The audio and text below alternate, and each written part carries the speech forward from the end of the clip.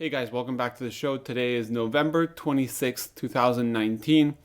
The news are sponsored by Camera Store. Was actually doing a Black Friday week sales, so there's discounts up to 50% for the cheaper items, up to 10% for the most expensive items. So if you've been wanting something from Camera Store, this is a good time to buy it.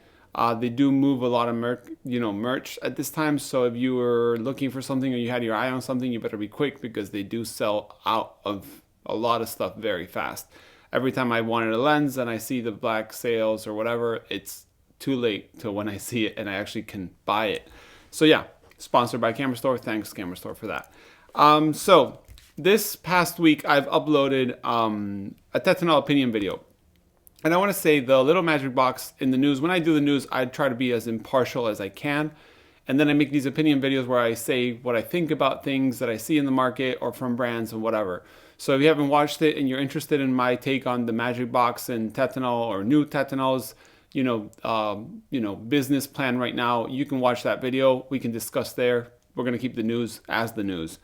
Another thing is I posted a video about the Pentax 6x7, a buying guide yesterday, and I actually made a pretty big mistake on the order of removing the lens and the TTL prism and all that.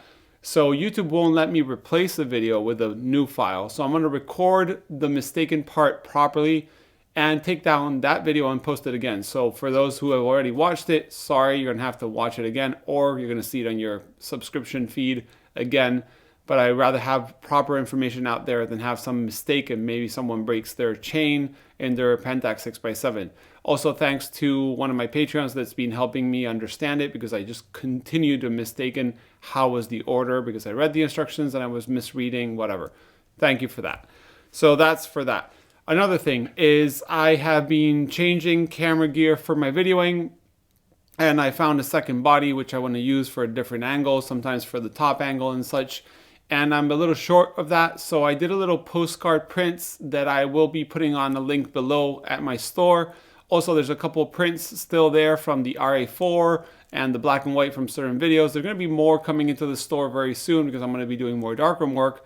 But if you want to support a second angle, support the channel, that would really help me to be able to afford the second camera. I'm just a little short. So yeah, if you feel like that, that'd be more than welcome and I appreciate it. Then, news that I've been forgetting. So, Lomography Metropolis, the color film that Lomography came out on a Kickstarter that looked like a zombie apocalypse, color negative, has been actually early for their Kickstarter. So, they're shipping some of their things already. So, that's really good news for those people that backed it and are expecting their film. Metropolis will be available very soon. I think they were saying the beginning of 2019, and it's about to be shipping right now. So that's really good news for Lomography and their Metropolis film. Then another film that came out last week was Acros version 2. So Fujifilm announced Acros coming back. It came back. And it was actually out a day early because one of my viewers sent me pictures through Instagram of the box and he had bought it that same day, the 21st instead of the 22nd of November. But the big deal about all of this, apart from the fact it came back, is in the box it says made in the UK. The box is a little different in size. The box has different little perforations. Supposedly the foil in the 120 roll is actually a little different. So everyone's assuming that Ilford, because it's the only people we know making film in the UK, at least I do, could be behind it. So everyone's in flames thinking it's Delta or it's FP4 or, it's a rebrand. Oh, how could this happen? Honestly, I'm not super surprised. I was a little surprised, but Fuji and Ilford have worked and are working together at the time. As I've mentioned in my RA4 paper video, the Fuji crystal paper is cut at Ilford as far as I know. So it's not the first time. Maybe Fuji doesn't want to run a small batch of black and white because they have huge machineries, just kind of like Kodak does or had. And maybe they told Ilford like, hey, look, this is the formula that we've found for the new Acros II for, the current specifications of environment and, health and all this, because some components get, prohibited, and maybe Ilford made the run. We don't know. Nobody knows right now. Ilford might know and Fuji might know, but everyone else is just making up whatever they think. I doubt it'll be a current Ilford film. Ilford stated on Twitter that there's no current Ilford film rebranded for anyone else. And they made Ilford capital, which means to me, no Ilford film is sold under any other's names, but that doesn't mean that they can't do other films for other people. And Ilford's been known to be confectioning or finishing roles for other people in the past. I think it's been Berger, I think Japan Camera Hunter sometimes. I might be very wrong, but I've heard that from industry people.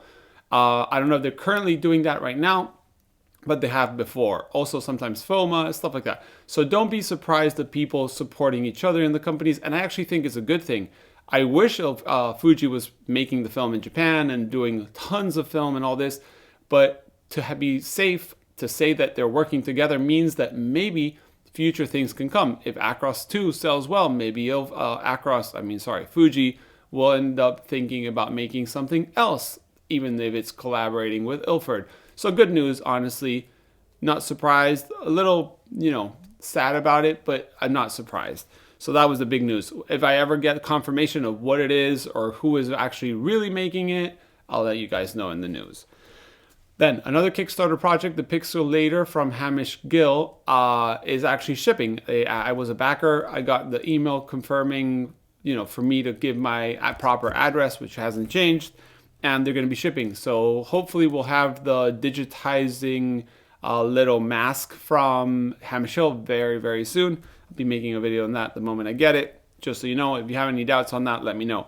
Then Leica came out with a Red Sofort Instax camera, which is not big news, but Red Leica, those big names are for everyone. So if you like the Leica camera and you didn't like the current color, you can buy it in all red. Actually, it's funny because it's red and still has a red dot, but it has like a black overlay around it. Would have been funny if it was just all red. Then Rezivot, which has been letting us know that we're coming with an Rz67 back, has actually announced that they're already in production of their Instax Lab Kit 3 for the Rz67. And be aware, it doesn't do the whole thing. It's just the adapter to make the Impossible Lab, not the new one, the old version, into an Rz67 Polaroid Instant or Polaroid Originals back. So what happens? You need the kit from Rezivot, you need a Mamiya Rz67, you need a Impossible Lab, and with those three things and some Polaroid original film, you could be shooting instant film on your RZ right now. So pretty cool from Rezivot. The back actually looks really good. It's like inject mold and whatnot, so looks really, really nice. Then from Negative Supply, another week, another update on their production. They are offering right now limited supplies of slide mounted slides. So if you have the little slides mounted on the little, square plastic thing, I'm not getting the name, the frame that you can project, now you can scan them. That was one of my problems when I had the film holder to review. It was you couldn't scan slides. Well, now with the Pro Mount, you need the Pro Mount. You have to take off the film scanning device and you put this little thing, I think it's magnetic, I'm not 100% sure, and you can mount your slides and digitize them. So that's pretty cool. They also come out with a full frame mask. So in their film carrier, there's two little basically sides inside, like inserts, that you can remove, change for this new version, and that will let you shoot your full frame.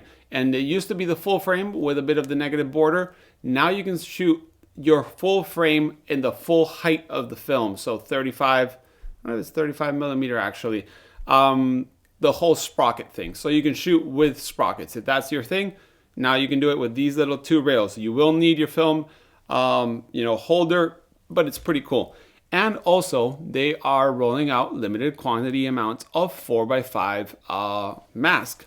So it's basically goes on the Pro Mount and it's a 4x5 mask with frosted acrylic that will let you scan or digitize your full frame 4x5s, which is pretty cool. We all know when you usually try to scan 4x5s, the problem is I don't get many negatives that, warp a little bit or curve a little bit.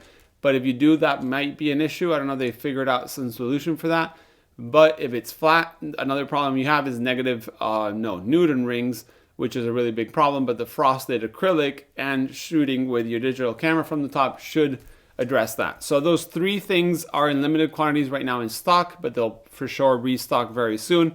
Pretty cool to see Negative Supply, making their products, get like all their products wider, like more stuff in their catalog. My words are not coming out today, guys. Sorry.